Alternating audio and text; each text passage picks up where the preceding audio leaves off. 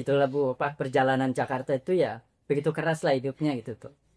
Ya, saya jualan asongan, terus tidur pun ya pernah di jalanan gitu.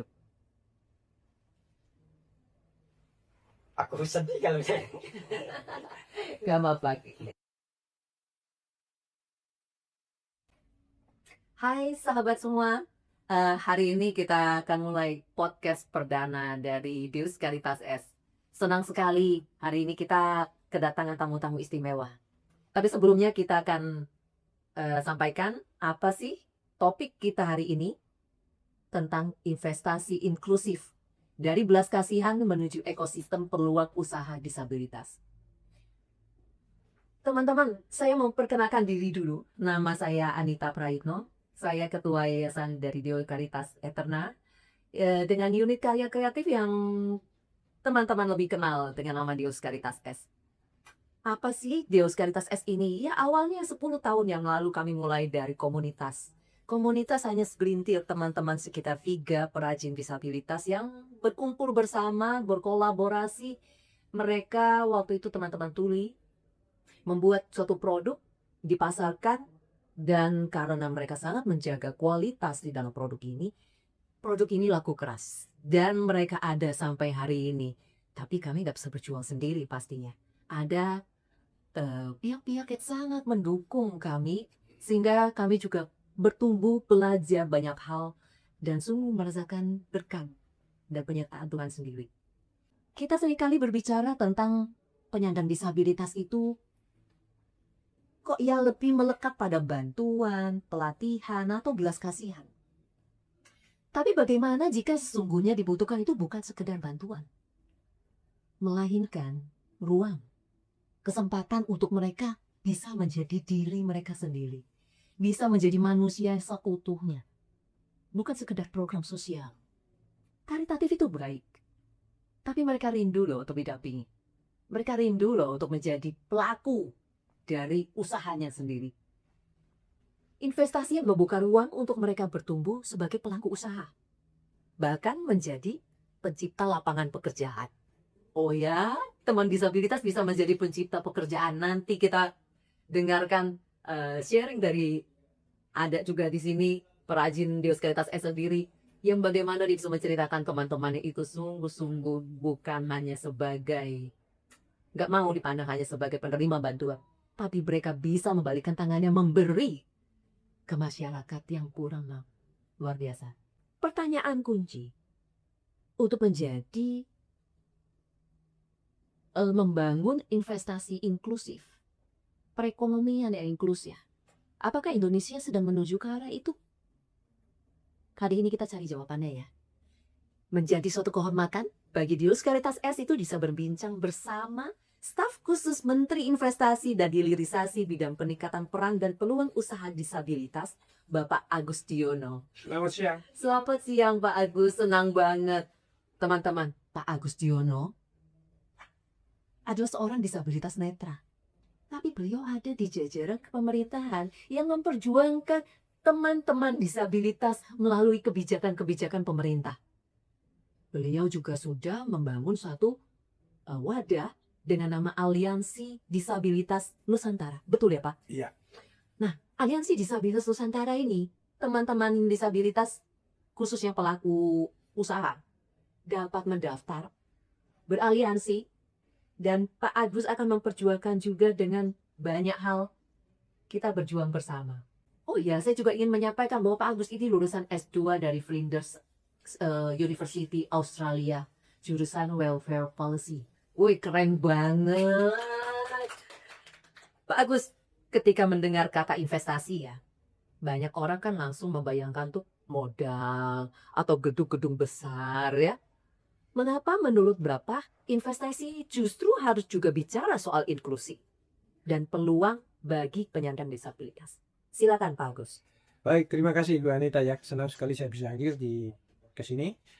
Jadi kalau kita bicara investasi ya, investasi ini sebenarnya sesuatu yang sifatnya universal.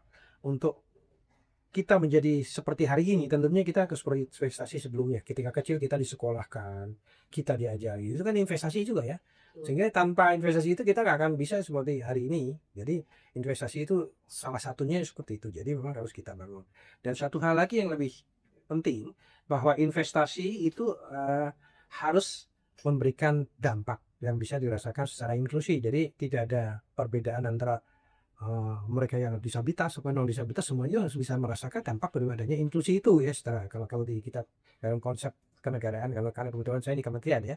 Jadi kalau kita investasi tapi tidak ada dampaknya dari investasi itu, ya kayaknya masih belum belum lepas. Jadi bagaimana inklusi investasi itu bisa memberikan dampak yang dirasakan, termasuk di dalamnya penyandang disabilitas juga ikut dampaknya, bisa menikmati hal itu. Nah, seperti kita tahu bahwa disabilitas itu sebenarnya mereka adalah satu aset yang sebenarnya tidak harus didiskriminasikan dengan yang lain. Disabilitas itu juga manusia yang memang dia punya prestasi, punya keahlian yang memang hanya cara mengimplementasinya saja yang berbeda. Kalau non disabilitas mungkin tidak terlalu bergantung dengan alat bantu atau apa, tapi kalau disabilitas membutuhkan yang disebut aksesibilitas. Tapi pada prinsipnya disabilitas itu punya kemampuan yang sama, yang tidak ada bedanya. Jadi di sini harus diperjuangkan kesetaraan. Jadi disabilitas itu lebih khusus, yang sangat dibutuhkan oleh disabilitas bukan masalah charity-nya, tetapi disabilitas lebih membutuhkan akses. Jadi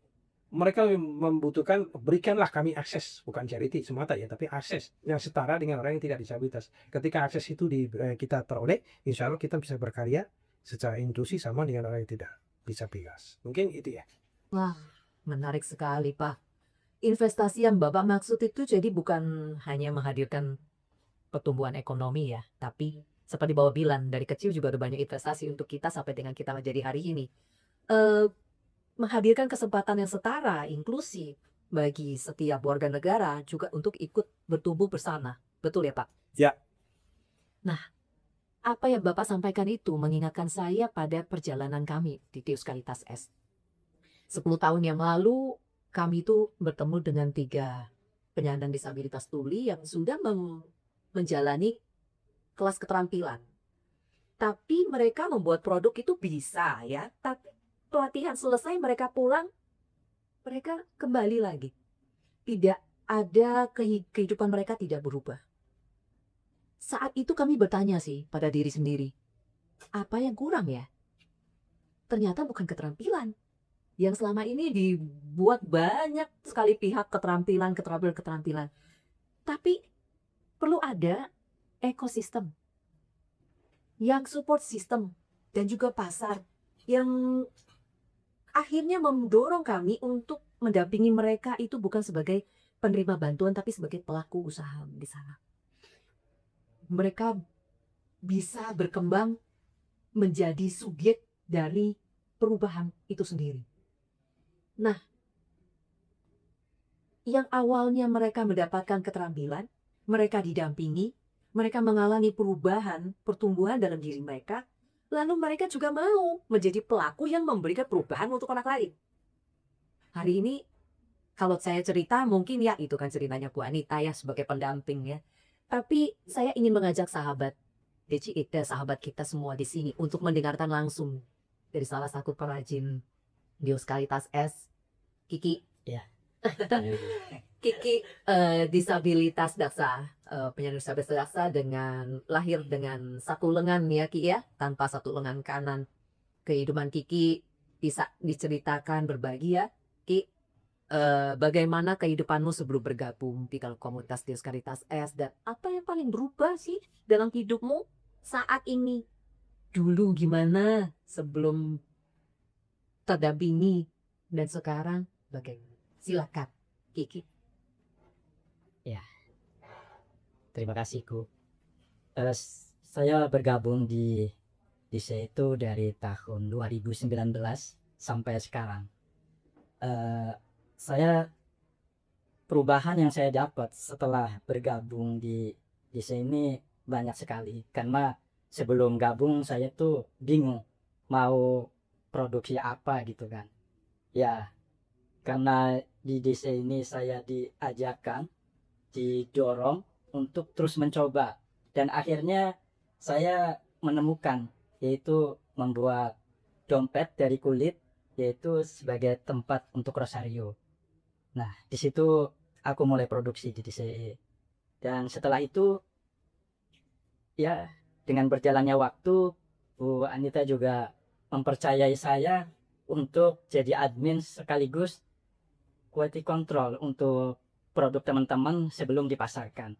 Ya karena emang di desa ini produknya ya kita apa menjunjung kualitas gitu tuh. Karena emang untuk pemasaran biar customer juga puas dengan produksi kita. Karena ya kita ada SOP sebelum dipasarkan. Jadi ya produksi kita tetap harus bagus ketika keluar dari pemasaran. Hmm. Dan sebelum aku gabung di desa itu, ya aku tuh merantau di Jakarta itu udah cukup lama sih Bu. Udah hampir 7 tahun. Ya awalnya cuma modal nekat saya di Jakarta. Ya itulah Bu, perjalanan Jakarta itu ya begitu keras lah hidupnya gitu tuh. Ya saya jualan asongan, terus tidur pun ya pernah di jalanan gitu.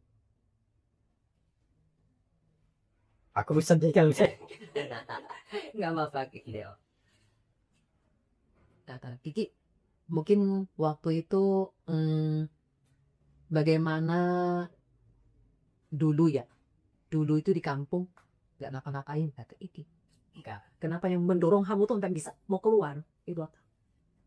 Ya mungkin karena emang aku itu hidup gitu kan ya. Tapi hidup kayak orang mati deh. Jadi nggak bisa berkembang, nggak bisa meraih mimpiku itu tuh. Tapi ada satu titik yang dimana Kiki, wah nggak bisa nih begini nih. Kiki nonton apa ya gitu? Melihat apa ya di Aku lihat di TV, di podcast, ya itu ada teman disabilitas juga, dia kursi roda. Dia itu begitu semangat dan dia juga bisa berjuang, bisa punya istri, punya anak. Dia semangatnya sungguh tinggi sekali gitu. Nah, itu yang bikin aku itu berani karena emang di keluarga juga ya hanya support seadanya gitu. Jadi untuk merubah kehidupan aku sendiri ya aku sendiri gitu tuh. Semenjak aku lihat podcast itu, ya udah aku nekat merantau ke Jakarta dengan modal nekat, ya nggak tahu mau apa dan mau bagaimana itu tuh. Eh, ada satu kisah yang selalu saya bawakan cerita ke teman-teman tentang Kiki. Karena saya sendiri itu sangat terinspirasi dengan Kiki. Ada satu waktu, Kiki itu waktu itu hanya bantu-bantu lah, packing dan lain-lainnya. Kami ini masih mencari bentuk apa yang Kiki bisa lakukan gitu ya, keterampilannya dengan satu lengannya ini. Tapi jangan heran teman-teman, kalau ngelihat Kiki itu bisa masukin benang ke jarum pakai kakinya. Karena kakinya itu sudah seperti tangan. Nah, dia sangat-sangat tekun demi mau merubah hidup. Karena Kiki itu sadar bahwa hidup itu ya di tangan dia sendiri, bukan di tangan orang lain. Menuntut kesetaraan, mungkin kamu udah berkoar-koar minta akses dan lain-lain, tapi belum ada wujudnya. Sampai pada kesadaran, yang dapat menyelamatkan dirinya adalah dirinya sendiri. Nah, pada satu titik, dia naik motor, motornya roda 3 ya, karena dia starter kiri. Iya. Motor roda 3. Jadi nggak ada yang bisa nyuri motor Kiki. Dia tinggalin kunci pun di motor itu nggak ada yang bisa nyuri karena stangnya gas kiri bisa melintir yang mau nyuri. Nah di situ dia starter nggak bisa nyala-nyala motornya. Hari itu pendengar terus aku bilang, Ki kenapa motormu ngadat Bu? Ini motor tua, nanti kalau sudah ada rezeki aku mau modif motor baru katanya. Entah dari mana ya teman-teman. Saya kalau bisa mengumpulkan donasi dari teman-teman saat itu pun kita bisa kumpulkan dan kasih ke Kiki motor baru. Selesai. Tapi kita dituntun untuk menjadi pendamping yang tidak hanya memberikan suapan seperti itu. Tapi mengajak dia untuk menyuap dirinya sendiri. Dan di situ entah dari mana inspirasinya saya bilang, Ki, kita buat hampers Natal ini, kita jualan hampers. Kamu berjuang tiap hari, kamu datang apapun yang bisa kamu kerjakan. 1 bulan itu terkumpul dan Kiki bisa beli motor baru. Dia bisa modif motor baru. Apa yang dilakukan? Kira-kira sebulan kemudian ya, saya dapat WhatsApp. Ibu, hari ini saya berpisah dengan motor lama saya. Dan saya berikan yang menemani perjuangan saya selama ini. Dan motor itu saya berikan ke Udin. Udin itu siapa? Udin itu teman Kiki yang baru mengalami kelumpuhan separuh badan, disabilitas. Diberikan cuma-cuma. Hah? Itu luar biasa bagi saya. Dan itu selalu cerita ini selalu saya ceritakan. Dari seseorang Kiki. Sampai Ya. pagi ya. Mungkin bisa dibilang dalam keterbatasan. Tapi bisa dengan tulus hati. Kiki harus ceritakan kenapa itu sampai ada teman disabilitas lainnya bilang begini. Sama-sama perajin. Kalau saya sih saya jual itu. Kiki kamu malah kasih ke temanmu. Iya dong? Malah dapat uang kalau kamu jual. Tapi itu yang tidak Kiki lakukan. Apa? Kenapa Kiki? Iya, karena emang ini motor adalah perjuangan aku di awal Jakarta itu tuh Bu. Jadi ya kalau aku jual dapat duit udah habis gitu kan. Perjuangan aku selama di Jakarta udah hilang habis gua. Tapi kalau dikasih ke orang, dia pun bahagia, aku pun bahagia. Terus kebahagiaan itu nggak akan hilang sampai kapanpun, itu nggak akan hilang Sampai hari ini. sampai hari ini. Kamu masih bisa lihat Udin. Iya, Udin bahkan motor ini pun dia dipakai buat bekerja, dia udah kerja sekarang. Luar biasa Kiki. Ya. Itu pertumbuhan karakter pada saat kita memberikan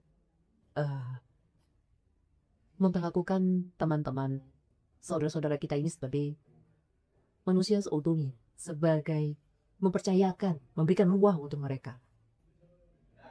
Agamanya bisa juga jadi pelaku. Iksan yang aja nih, selama ini stigma yang dipandang adalah berikan bantuan ke teman-teman disabilitas karena mereka dipandang sebagai objek penerima bantuan. Itu baik, itu sangat baik. Tapi kalau kita bisa mendukung mereka menjadi manusia seutuhnya untuk juga bisa membalikkan tangan, memberi, ada suatu kebahagiaan pastinya. Nilainya luar biasa yang bisa Kiki capai dalam perjuangan hidupnya, ada suatu nilai dengan berbagi. Saya rasa kalau kita ya Ki berjuang sendiri itu juga mungkin nggak bisa sampai sejauh ini ya. Kesempatan itu nggak mungkin hadir sih dengan sendirinya. Selalu ada pihak yang berani menggok pintu. Dan dalam perjalanan Dios Caritas S sendiri, salah satu pintu itu dibuka oleh Agung Sedayu Group.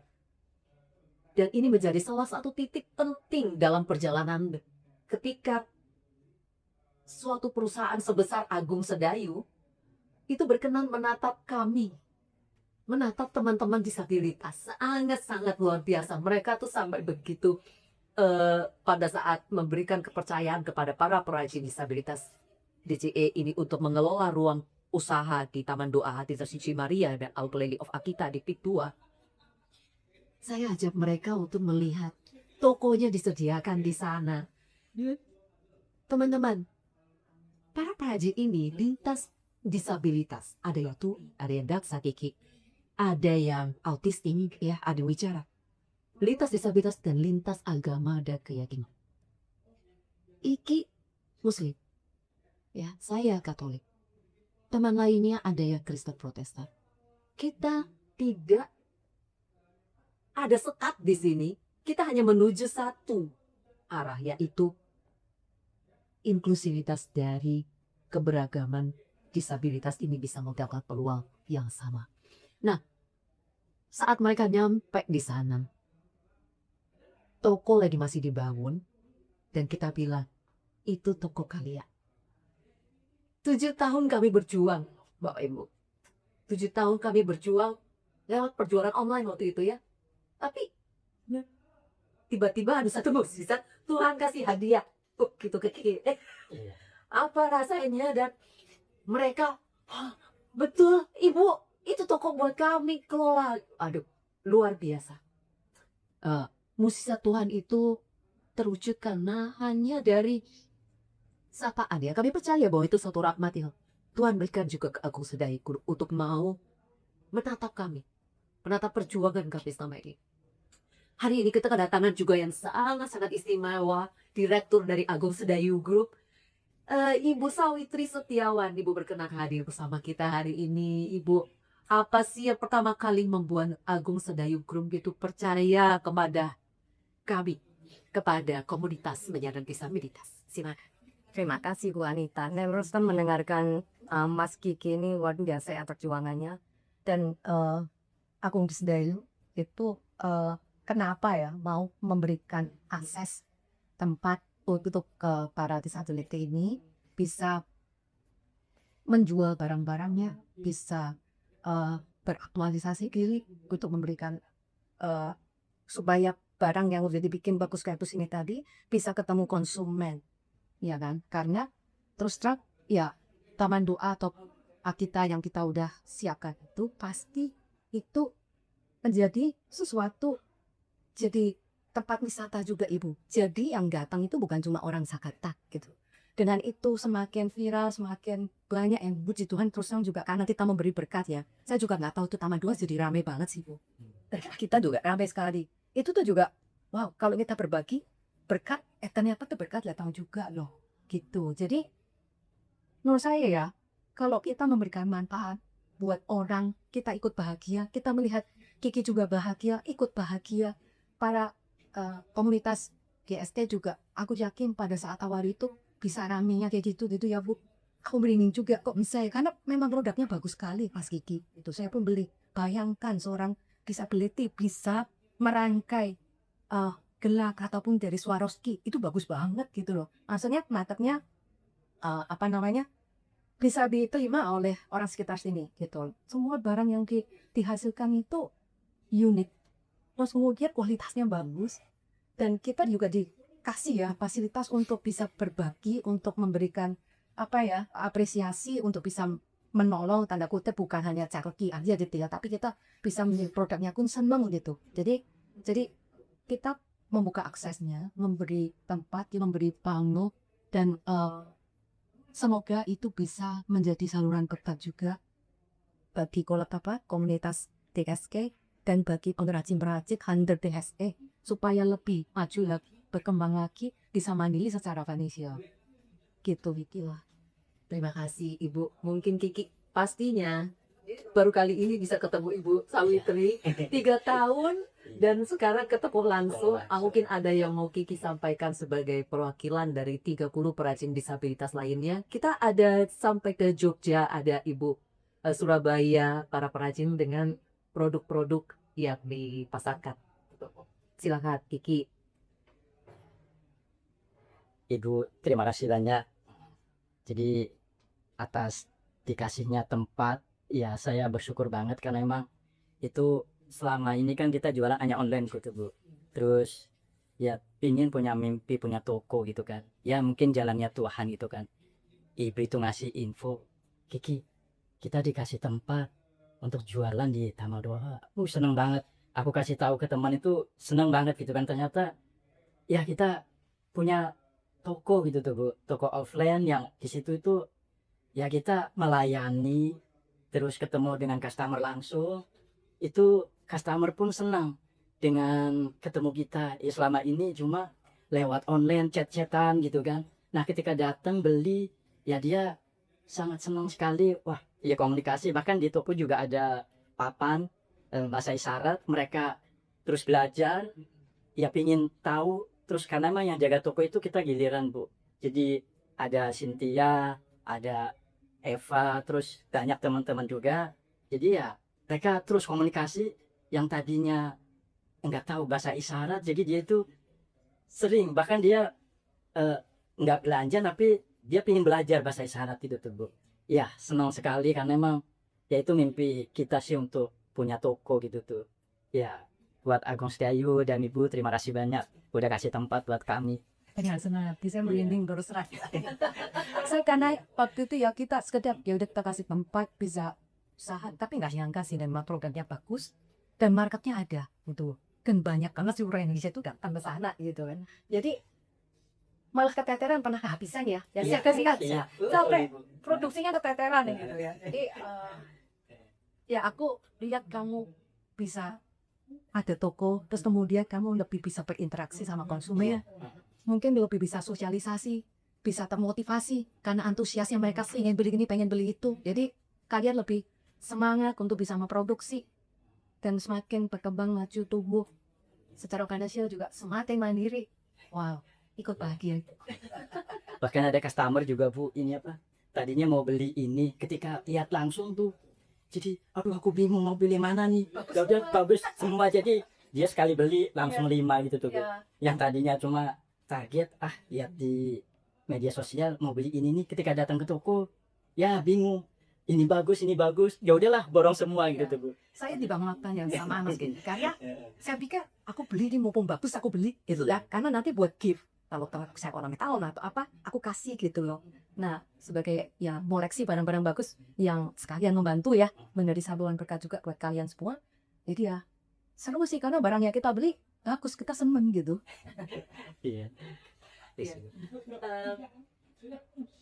Mungkin yang perlu tim Agung Sedayu Group juga sadari bahwa teman-teman ini pada saat mereka mendapatkan berkat dengan adanya toko itu, dan seperti Ibu Sawitri bilang kan ya, ada masanya itu wah banget mereka handmade Bapak Ibu.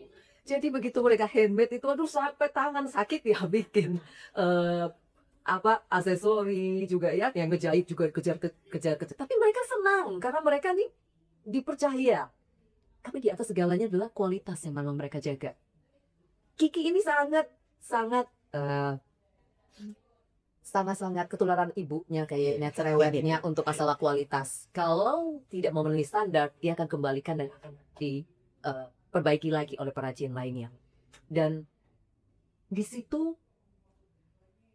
mereka dibina untuk juga bukan hanya bisa menyuarakan kesetaraan akses ya, tapi mereka yang merasa bahwa paham bahwa yang terpenting lebih dari itu adalah setara dalam bersikap profesional dalam bekerja. Nah, setelah mereka mendapatkan hasil, mereka cukup untuk hidup mereka. Ternyata dampaknya Ibu, mereka merekrut teman-teman disabilitas lainnya untuk bekerja sama dengan mereka. Luar biasa. Teman tuli yang merajut, ini ya karya rajutannya. Karena udah, wah saya nggak kepegang gitu ya. Ngajak teman-teman tuli lainnya, jadi ajarin. Dulu kita mengajarkan mereka. Tapi kemudian sekarang mereka bisa mengajarkan teman-temannya, membina mereka untuk mencapai kualitas yang sama. Tim rajut tadi 10 orang gitu. Dan kemudian, yang lebih luar biasa lagi, yang perajin kita yang menjahit, itu bisa memberikan pekerjaan ke yang bukan disabilitas. Non-disabilitas yang hidupnya berkekurangan, tinggal tetanggaan. Ayo Pak, Bapak bisa bantu saya, kita menjahit. Kemudian diaturkan bagaimana modal untuk mesin jahit baru, karena mesin jahitnya udah lama dan lain-lain. Apa yang dia pelajari, dia duplikasikan. Jadi, kami ini bukan siapa-siapa, kami hanya berjalan mengalir 10 tahun ini. Tapi hanya berdasarkan nilai niat baik untuk mereka. Ternyata itu nggak nyangka juga. Pertumbuhan mereka bukan hanya secara ekonomi, tapi juga karakter mereka itu luar biasa. Pada saat mereka diberikan tempat untuk sebagai pelaku. Mungkin kita juga mau dengar ya, Pak Agus, bagaimana pemerintah nih melihat teman-teman yang punya karakter yang memang mungkin udah selesai dengan dirinya, dengan binaan pendampingan yang seperti ini, Pak Agus. Dan juga perjuangan Pak Agus tentang kebijakan investasi yang itu membuka peluang usaha dan pekerjaan bagi penyandang disabilitas. Silakan Pak Agus. Ya, makasih. Jadi memang betul ya, kalau kita bicara soal pendampingan, membuka keterampilan, pelatihan, sebagainya itu memang kita nggak bisa parsial. Kita harus holistik.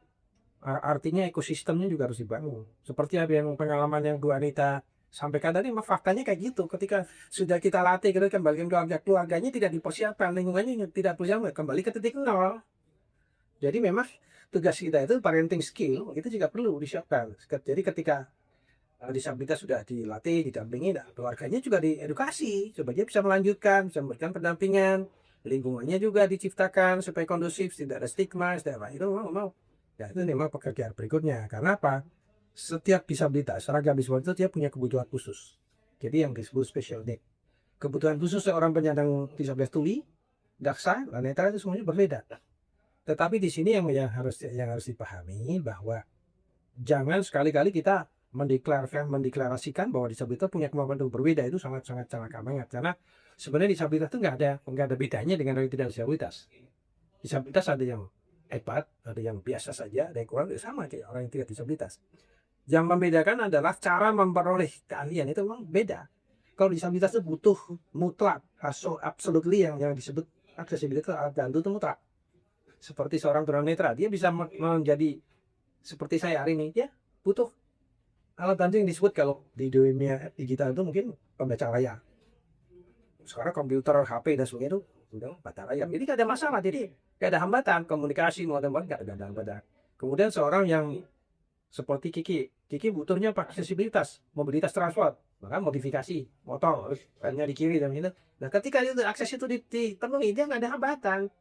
Jadi jangan, tapi yang kadang-kadang saya di luar sana saya suka sering mendengar difabel, different ability, kemampuannya berbeda. Nah, kalau terjebak ke sana, nanti kultusnya jadi menyesatkan. Seolah orang beranggapan bahwa disabilitas itu punya kemampuan yang lebih dari orang lain, akhirnya jadi indigo, dan sebagainya. Itu nggak benar. Disabilitas itu sama kok. Jadi kalau bicara soal kemampuan yang berbeda, nggak ada relevansinya dengan disabilitas. Mungkin Ibu Sawitri dan Bu Anita punya anak 3 yang tidak disabilitas. Saya yakin 3-tiganya berbeda kemampuannya. Jadi ini memang sudah fitrahnya, memang Tuhan menciptakan manusia di muka bumi ini, kembar siam aja pasti beda kok. Jadi nggak ada hubungannya dengan disabilitas. Yang perlu kita edukasikan ke masyarakat luas, jangan sekali-kali mengenai kemampuan yang berbeda, tapi kesetaraan dan akses kebutuhan khususnya harus dipenuhi. Ketika kebutuhan khususnya dipenuhi, maka dia bisa berimprovisasi, bisa maksimal, nggak beda dengan orang yang non disabilitas. Seorang tuli ketika dia nggak ada hambatan bahasa isyarat, ya kemampuannya sama. Yang pinter, yang sedang-sedang, yang kurang. Jadi disabilitas bukan hambatan. Itu yang perlu diedukasikan ya. Pemahamannya yang perlu ditujukan supaya dari situ mungkin nanti akan masyarakat teredukasi sehingga inklusivitas itu bisa terjadi. Jadi nggak ada lagi stigma terus diskriminasi dan sebagainya. Saya kira sama aja. Enggak ada lagi, karena disabilitas itu kan bukan permintaan, bukan cita-cita. Emang ada gitu, Kiki dulu cita-citanya pengen jadi disabilitas kan enggak? Enggak. Kan itu sudah hak prerogatifnya Sang Pencipta. Jadi setiap orang tidak bisa menolak. Ya, maka tidak perlu meratapi, tidak perlu. Itu harus mensyukuri apa yang diberikan. Kalau dalam bahasa Jermannya, kalau bahasa Kratonnya itu, where is will there is a way. Dimana ada kemauan di sana ada jalan. Tapi kalau kita udah nggak punya kemauan ya udah kita berubah kehidupan kita kan itu. Jadi karena kalau cerita success story kayak gitu, saya juga disabilitasnya udah manja ya. Tapi ya awalnya memang untuk menerima kenyataan menjadi jati diri saya, sampai 5-6 tahun saya harus tadinya ya minder dan sebagainya, emosional tidak stabil. Tapi lama-lama ya setelah kita bisa menemukan jati diri kita ya agak beda. Semua itu bisa terlewati. Dan satu hal yang patut kita renungkan, bahwa disabilitas itu bisa terjadi kepada siapa saja, kapan saja, di mana saja. Saat ini kita memang begini, nanti keluar dari sini kita nggak tahu apa yang terjadi di tiba stroke, besoknya pengguna kursi roda jadi disabilitas. Siapa yang bisa menggaransi dalam hidup kita ini? Nggak ada kan? Jadi kita jangan cuma ya, utang-utang sekarang gini-gini, bisa aja suatu ketika besok pusat. Ya saya tidak tuduh wanita, usaha itu bisa jadi disabilitas. Jadi itu renungan yang sangat. Jadi disabilitas itu bisa terjadi kapan saja, di mana saja, kapan saja. Itu prerogatif Sang Pencipta yang memang misteri ke dalam kehidupan kita, nggak tahu apa yang akan terjadi kemudian kan. Sekarang banyak disability mental loh Pak. Iya, mental banyak kan. Ya, basically no problem kan. Betul, itu. Iya itulah. Jadi makanya saya juga awalnya saya sekolah di integrasi itu ya perlakuannya aneh-aneh, tapi ya bagi saya itu hal biasa. Kalau ketidaktahuan orang, terus kita memberikan edukasi supaya orang itu bisa memahami, akhirnya ya fine aja. Tuh saya SMA saya di sekolah umum, perguruan tinggi juga saya umum, terus udah saya 30 tahun saya dari PNS di Kementerian Sosial, saya di jabatan terakhir saya di Sonderan ya. Artinya kan jabatan itu nggak saya minta, tapi yang menilaikan mereka.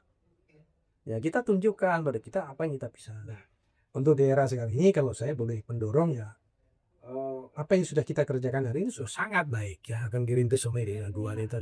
Tapi ya kita harusnya untuk kedepannya kalau mau lebih maju lagi kita harus menyesuaikan dengan perkembangan teknologi. Jadi disabilitas tuh di era digital ini bisa deh kan, konten kreator, quality control digital itu. Jadi jangan selama mereka ya handicraft aja, kan nanti kompetisinya kayaknya kalah dengan pabrikan ya, kayak dulu zaman dulu tuh kalau ngeter tuh bikin keset gitu. Sekarang Iya. produksi Cina itu kesetnya 10.000 bagus lagi.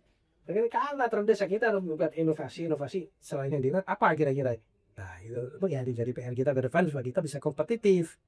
Jadi jangan cukup kuas di handicraft begini ya. Gitu. Banyak kok disabilitas yang di programmer juga ada. Yang jadi disabilitas kursus yang jadi salah satu manajer di Asia di Proven Bank itu si Anthony itu loh bersama sama saya kantor Mata orang Padang. Ya udah. Tahu satu divisi apa dia manajer di abang itu. ADB Bank Asia Development Bank. Kemudian ya banyak lah yang lain-lain yang jadi dosen, jadi apa, jadi orang itu sangat terbuka ketika kita mau berjuang. Tapi tugas saya dilantik sebagai itu adalah meningkatkan peran dan peluang usaha. Nah, perannya gimana ya? Perannya ya disabilitas kayak selamanya kalau fokus satu ultra mikro terus ya harus naik kelas lah. Jadi jadi mikro buat jadi besar-besar. Nah, itu memang tugasnya kan udah mudah ya. Kemudian peluang usaha, peluangnya apa ya? Peluangnya ya kita harus melihat seiring dengan perkembangan teknologi yang ada. Saya pernah mengirim 3 orang ke Guangzhou ya, itu belajar e-commerce. Itu seorang tunanetra, tiga-tiganya. E-commerce waktu itu dibiayai oleh APEC. Waktu itu saya ketua Asia. Itu ya sekarang nih ada yang kerja di Bank Permata, ada yang jadi online, bisnis online, jadi apa, retailer gitu. Jadi sebenarnya sangat terbuka. Itu yang netra. Apalagi kalau netra kan hambatannya di komunikasi visual ya. Dan sekarang itu sudah nggak ada masalah. Sekarang semua Android, semua komputer sudah ada pembaca layarnya, jadi gampang. Dan komunikasinya dengan orang tuli juga nggak ada masalah, karena sekarang ada namanya voice to text atau sebaliknya. Jadi orang itu tinggal ngomong, direkam, kirim ke misalnya Cynthia bisa baca peluangnya teks. Jadi nggak ada masalah gitu. Siti sebentar. Ke sini. Di sebelah mana? Siti bisa berdiri. Ya. Sapa teman-teman. Siapa namamu? Kenalkan, nama saya Cynthia. Nah, saya senang ketemu dengan semuanya. Nah, Cynthia ini dia bikin konten ya, Pak? Bagus. Iya. Jadi ini satu hal yang perlu diapresiasi. Betul. Semangat, kemauan. Nah, Cynthia lulus dari saya lulus kuliah tahun lalu. Jurusan bulan Desember, jurusan seni rupa. Oke. Ya, karya-karyanya bisa dilihat ya, nanti teman-teman lihat di Instagram ya. Dan Ayo.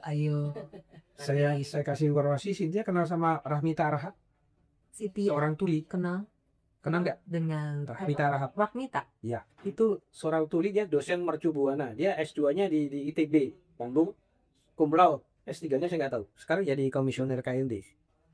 Lu takut kita tuli. Oh, dia belum kenal. Nah, itu. Jadi, nah, dia banyak lah contoh-contoh. Dia interior desain interior di ITB-nya, di ITB. Lulusnya A. Sekarang jadi dosen di mercubuana di kenapa? Di dekat dia Arsinta tuh apa itu? Joglo ya, dari sana ya, daerah sana. Iya. Coba. Itu dosen ya. Tuli. Iya. Dan dia pintar banget kan. Keren. Dan cantik. Cynthia juga cantik. Terima kasih katanya. Ya, ini kita di sini melihat banyak ya. Mungkin banyak yang belum tahu Pak Agus. Dan di sini juga mungkin Pak Agus dengan adanya Aliansi Disabilitas Nusantara itu menyuarakan Pak bahwa teman-teman dengan peluang usaha dengan yang sudah menjadi pelaku usaha yang produknya juga sudah dikurasi Pak, itu bisa dibuatkan di katalog mungkin supaya nanti teman-teman ini bisa mencari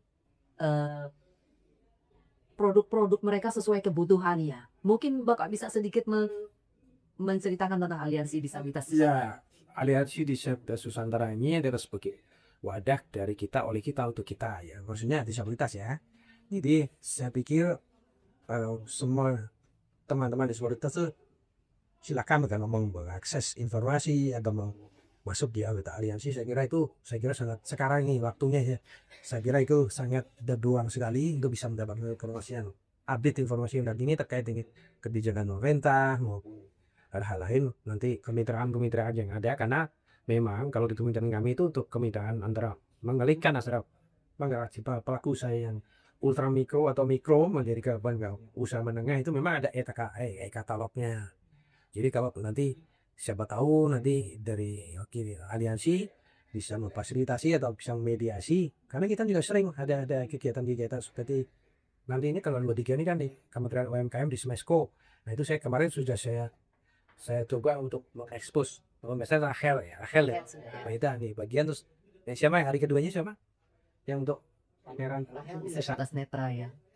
logistik Siti ya sama Siti. dia gitu. Hal seperti itu, jadi artinya kita harus membuka diri artinya supaya masyarakat itu mengenal disabilitas. Jadi setiap kalau saya ngomong kita harus tampil muncul ya, nanti tahu nanti dari ICTU kita harus partisipasi, dan dari situ kan dicari kita bahwa itu saya kira wadahnya aliansi ini sangat strategis, karena aliansi ini merupakan wadah kita sampai hari ini sudah punya cabang di 28 provinsi dan 10 kabupaten kota di Indonesia. Jadi di situ terdiri dari berbagai ragam disabilitas, ada nekra, ada daksa, ada semuanya lah disabilitas, kan ada non disabilitas. Jadi bagi mereka yang non disabilitas tapi peduli dengan disabilitas bisa jadi anggota aliansi bisa, karena memang waktunya inklusi ya kita, jadi tidak membeda-bedakan disabilitas dengan disabilitas. Terima kasih Aldo Pak Agus. Kita sungguh sangat terdukung ya dengan adanya aliansi disabilitas Nusantara. Banyak juga dari Agus Sedayu juga saya lihat kemarin Ibu Sawitri ada sempat share juga berkegiatan dengan teman-teman dari SLB kalau nggak salah Ibu. Oh jadi rumah sahabat inklusif, rumah sahabat AIDS ya. Nah itu mungkin juga saya juga dengar Ibu Sawitri punya putra yang bungsu itu cerebral palsy dan lulusan S2 dari UK. Keren banget karena dukungan keluarga itu sangat penting, betul ya Pak Agus?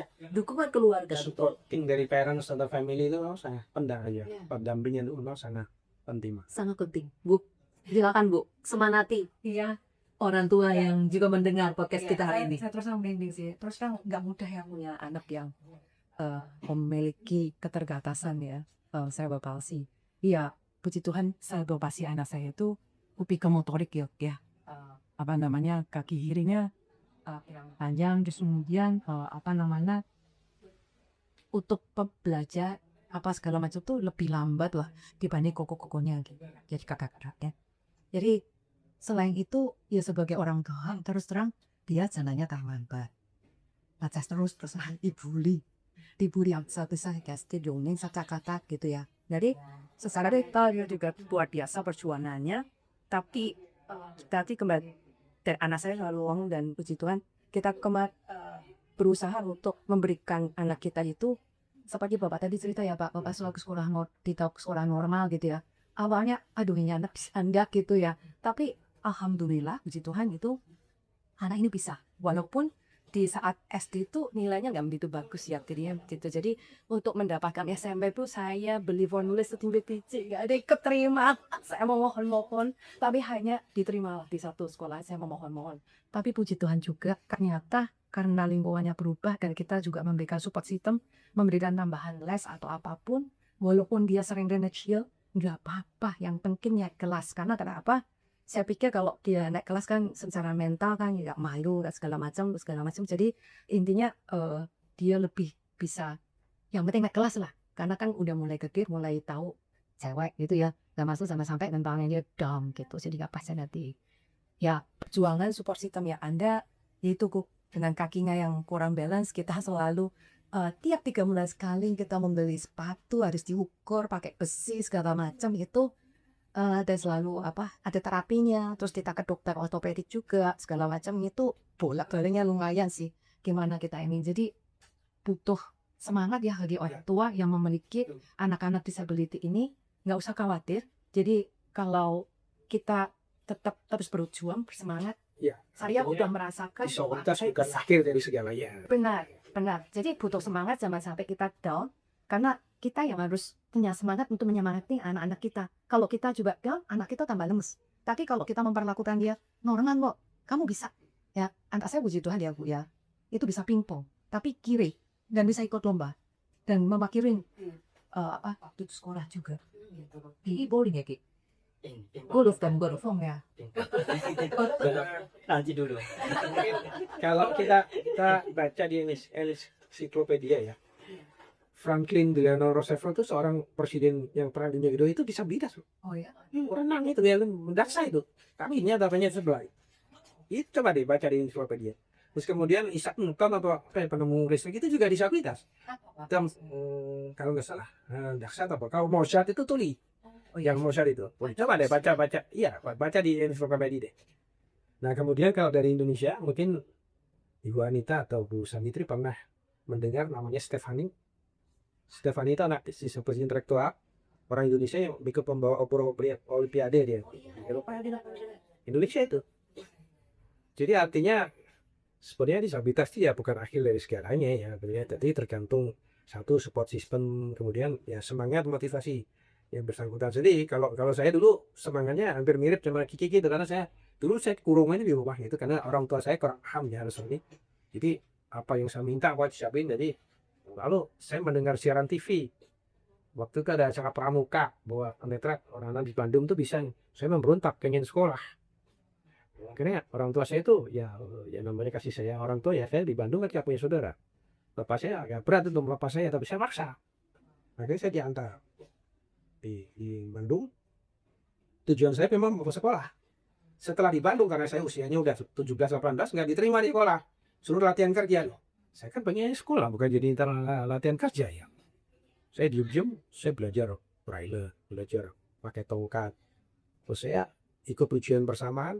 SMP saya lulus di sini, saya masuk daftar ke SMA tuh gak diterima, tolak sana sini. Akhirnya ada saya dibantu sama seorang yang seorang Yahudi tapi dia kawin sama orang Indonesia ya, namanya Mr. Surahmo, Mrs. Surahmo. Dia yang menggarasi saya diterima di SMA 2 Negeri Bandung, itu satu SMA negeri yang unggulan kan itu.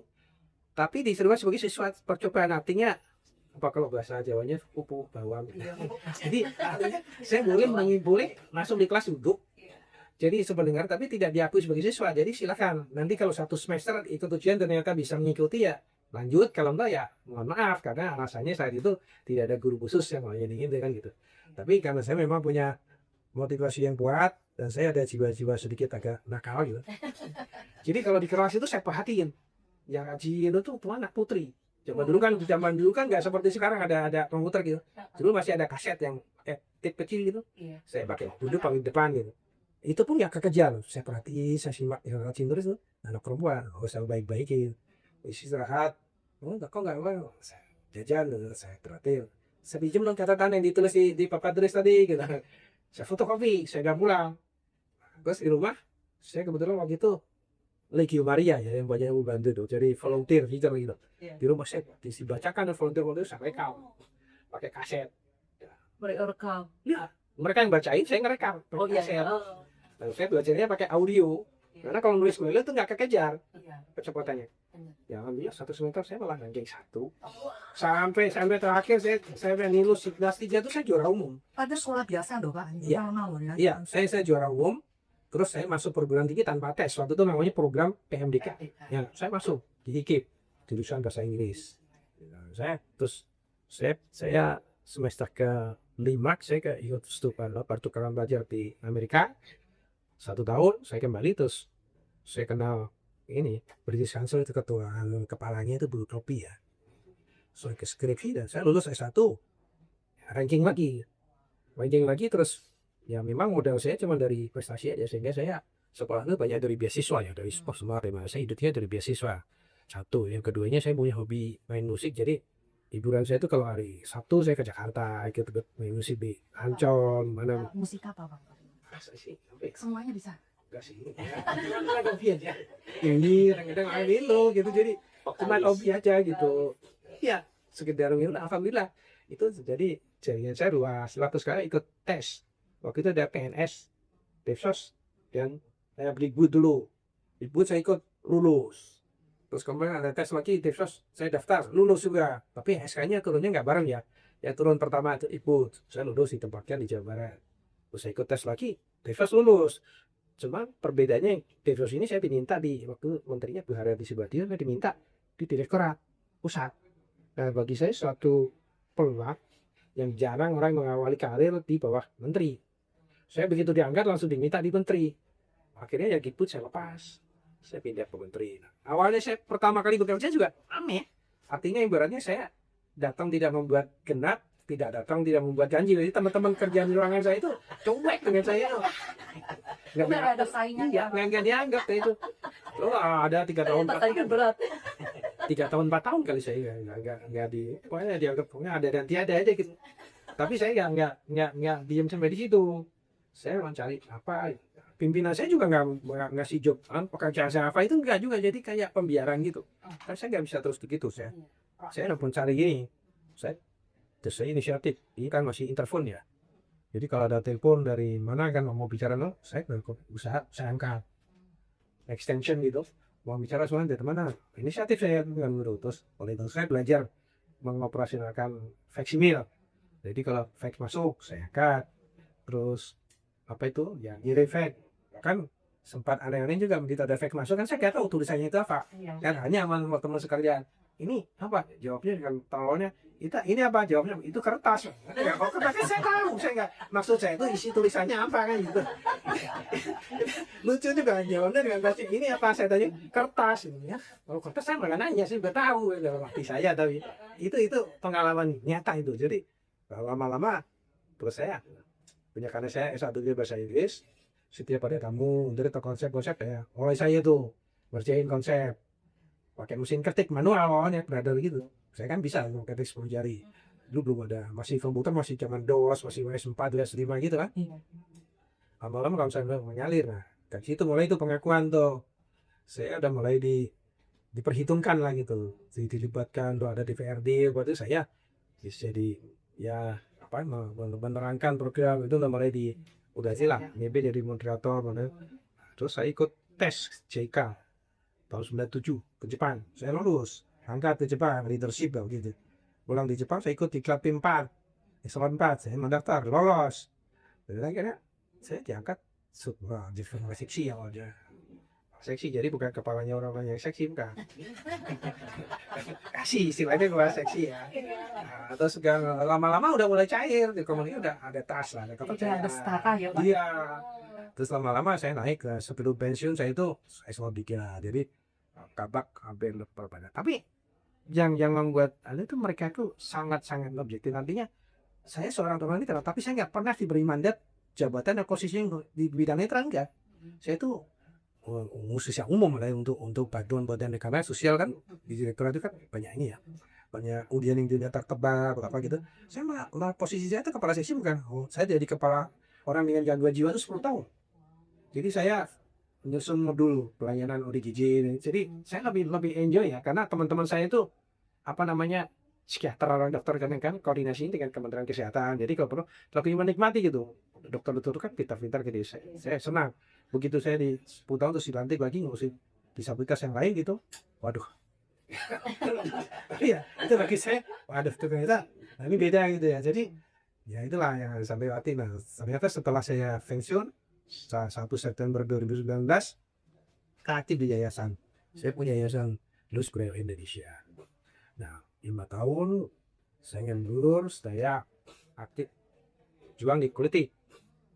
Karena disabilitas itu kan ada diskriminasi. Sementara saya lihat undang-undang itu bahwa disabilitas itu, undang-undang sudah menjamin bahwa disabilitas itu punya hak politik yang dijamin undang-undang. Dia punya hak memilih dan dipilih. Jadi nggak ada alasan kalau disabilitas nggak bisa jadi dipilih jadi anggota DPR. Nggak, undang-undangnya sudah begini, sudah membolehkan. Saya itu aktif ya, penggembira aja.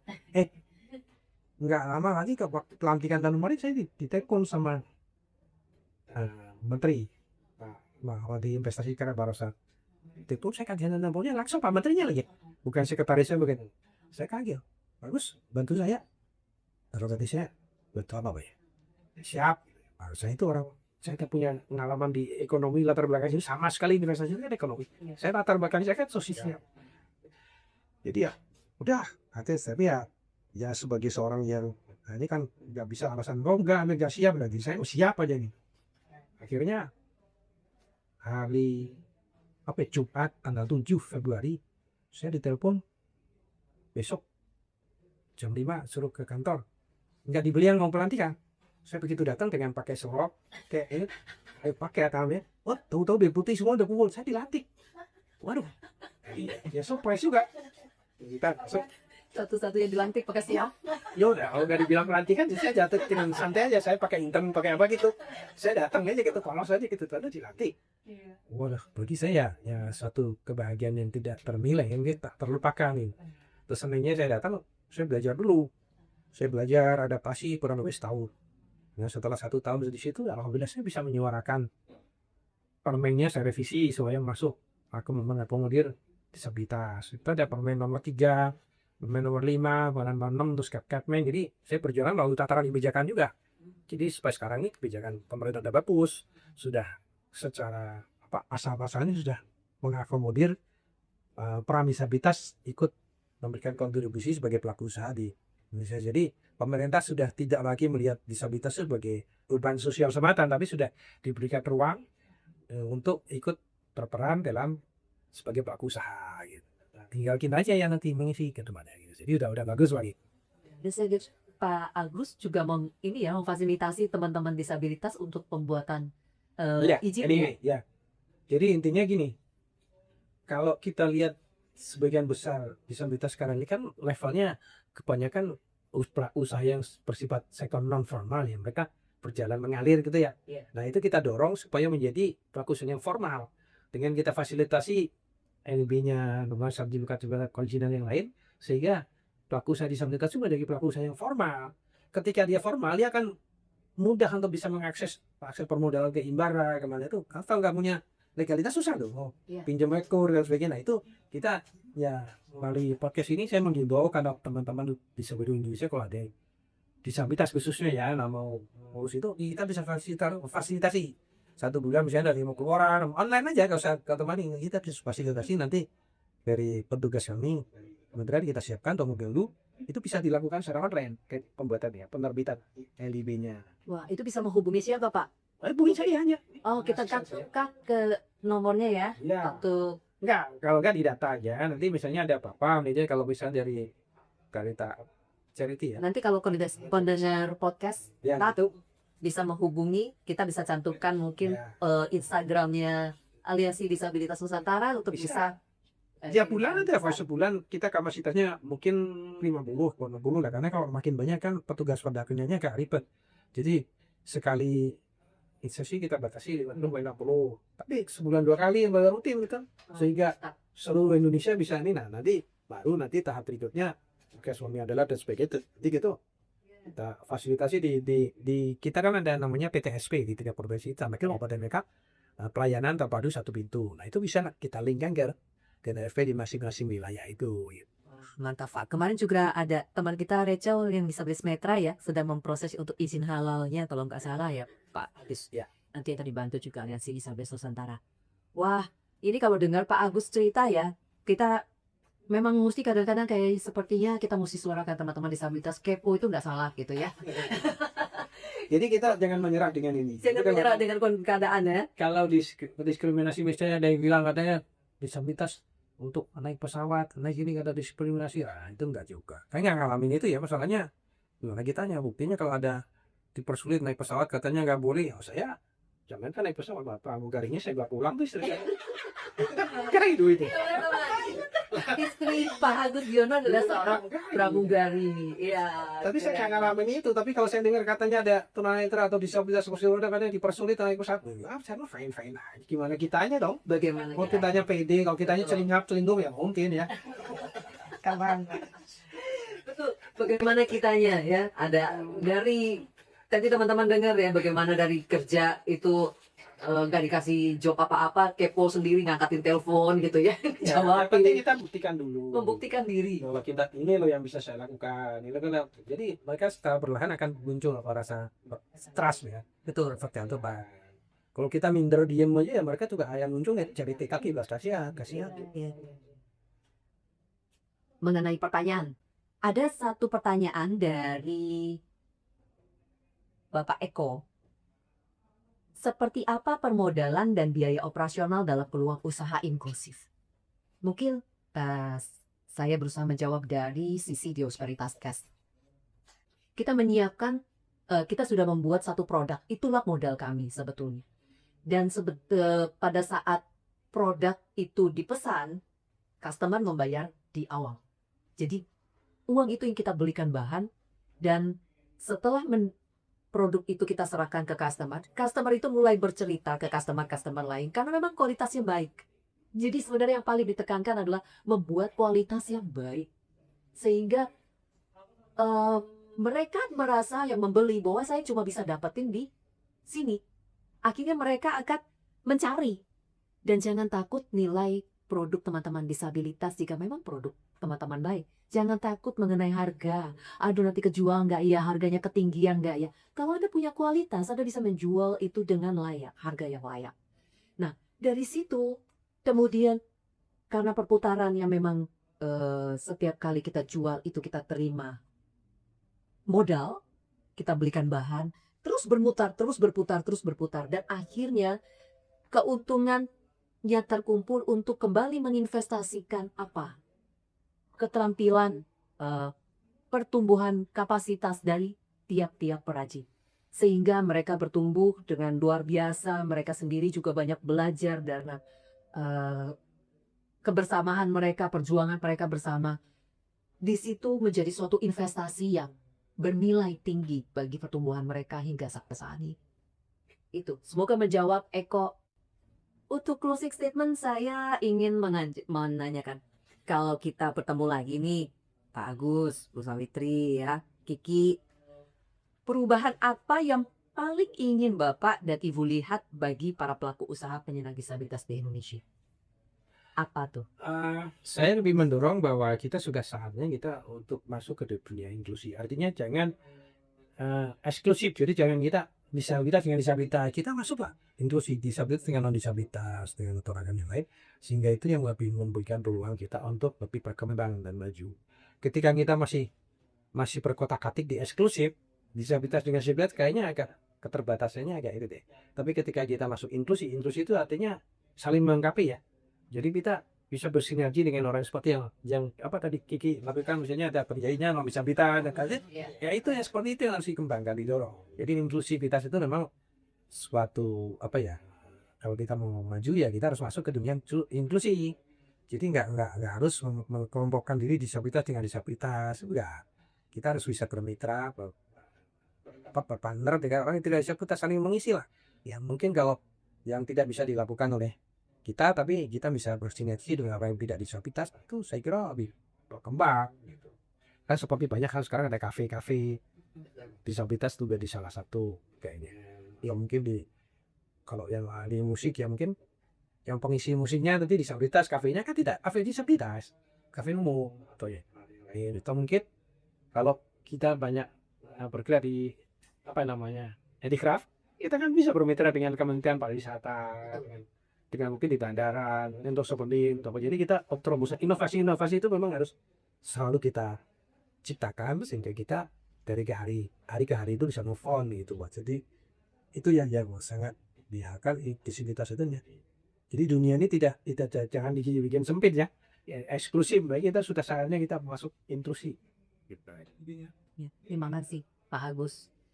Kalau dari Ibu, Bu Sawitri, gimana Ibu? Kalau kita ketemu lagi nih 1 tahun dari sekarang nih, perubahan apa Bu yang Ibu harapkan? Ya, saya berharap perusahaan lain tidak usah terlalu menunggu program-program apa aja yang besar-besar. Kita cukup mulai dengan sesuatu yang sederhana aja untuk bisa memberikan akses kepada penyandang disability ini untuk mereka bisa berkarya. Ya, jadi memberikan akses tempat, akses untuk panggung, juga untuk akses pembiayaannya. Nah, seperti yang dilakukan Agus Dayu, kita juga sudah memberikan akses untuk tempat mereka bisa berjualan, mereka bisa bertemu dengan konsumen, ya mereka bisa belajar gimana bersaing sama dengan pengusaha-pengusaha pengrajin yang lainnya. Jadi mereka juga bisa berkembang. Kemudian kita juga kasih panggung ya ke mereka. Mereka boleh mengadakan seni, bisa workshop, kemudian juga bisa mungkin melukis gitu kan. Itu aku lihat para penyandang disability ini kemampuan yang luar biasa. Kasih tempatnya mereka untuk bisa dilihat gitu kan. Mereka senang juga untuk bisa dilihat, dihargai, dan diberi kesempatan yang setara. Gitu. Jadi menurut saya itu yang harus dimulai ya, untuk sederhana aja, sederhana. Kita nggak usah muluk-muluk, pasti dia akses di. Dan ya kita mungkin memberikan sedikit yang mewanturin Agus Dayu, kita ada setsi juga. Nah setsi ini juga bisa memberikan pembinaan ya, untuk pembinaan, pendampingan, pelatihan untuk mereka bisa berkarya lebih baik. Mungkin kita siapa tahu nanti bisa kita undang di sini ya di pihak setsi untuk bisa diskusi, ngobrol-ngobrol lagi apa yang bisa kita kerjasama baik sekali gitu. Ya pada intinya adalah hidup kita tuh akan merasa bahagia kalau kita bisa memberikan manfaat buat para lain ya. Seperti tadi yang udah ditarakan Agus ya. Penyandang disabilitas ini lebih punya apa ya? Karena kalian itu setara loh. Kalian itu sebanding loh, bukan tadi kotak-kotak ini disabel ini gak disabel. Kalian tuh mampu kok. Dan buktinya Agus, Mas Kiki itu luar biasa loh. Terutama Pak Agus gila luar biasa. Tuh, bisa setara, bisa ngimbangin semuanya walaupun dengan segala macam keterbatasan Bapak. Dan satu lagi kembali ke anak saya juga gitu ya. Dia punya keterbatasan tapi ternyata kan bisa sekolah biasa, bisa S2, bisa mandiri di sana, bisa saya lepas. Terus sekarang udah mulai kerja lagi di perusahaan yang lumayan besar juga dan bisa diterima gitu kan. Jadi tergantung dari niat kita sendiri lah. Kita punya, jadi saya berharap ke depannya para penyandang disabilitas ini gak usah minder ya, harus semangat. Kalian bisa kok, kalian pulang kelebihan ketika Bapak bisa seni, bisa olahraga, semua intelektualnya luar biasa, biasa dapat beasiswa, semuanya bisa. Justru dengan kelihatannya lemah itu tersembunyi bahwa dia tuh punya kelebihannya luar biasa. Jadi saya harap semangat bagi teman-teman penyandang disabilitas, kalian bisa. Ini Kalian gak kalah sama orang lain. inspirasi untuk topik ke depan ibu nih untuk podcast nih ya. Saya lagi memikirkan nanti saya akan membuat satu topik yang saya beri judul bisa. Bisa itu artinya bincang inklusi sama Agus. Saya siap dari narasumbernya.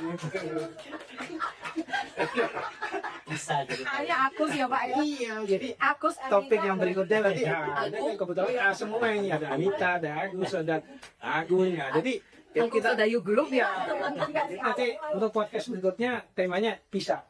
Bincang inklusi sama Agus, Anita, Agus yang dan Bisa. ya. Jadi kita tahunya inklusi tapi bintangnya kan narasumber banyak, ada Anita, ada Agus, ada Anita juga gitu. Semua ya. Keren itu. Tapi Awali dengan